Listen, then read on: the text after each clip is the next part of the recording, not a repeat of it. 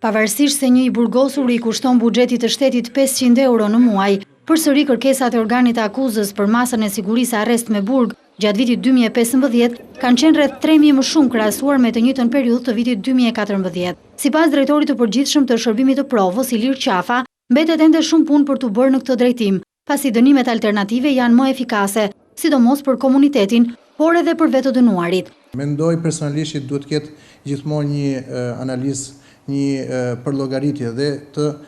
efekteve që mund të jenë, jo vetëm njerëzore, por dhe financiare të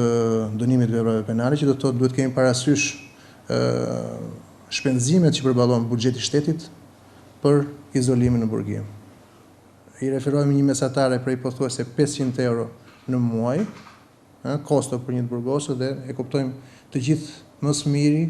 se cilat janë efektet negative të politikave të caktuara. Drejtori i shërbimit të provës pohon se gjykatat nuk kanë informacionin e duhur për mbikëqyrjen elektronike. Ky lloj aplikimi është bërë vetëm nga institucione, gjykata e Tiranës dhe ajo e Shkodrës. Të gjitha gjykatat do të kuptojnë që kanë në disponueshmëri një mjet të jashtëzakonshëm, sidomos për sa i përket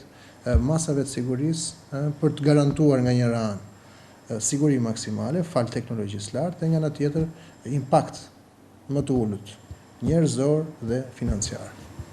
Rreth 6.000 është numri në total i personave të dënuar me shërbim prove në të gjithë vendin, të cilët vijojnë të paraqiten përpara specialistëve çdo ditë të hënë, ndërsa pjesa më e madhe tyre kryejnë edhe punë në dobi të komunitetit.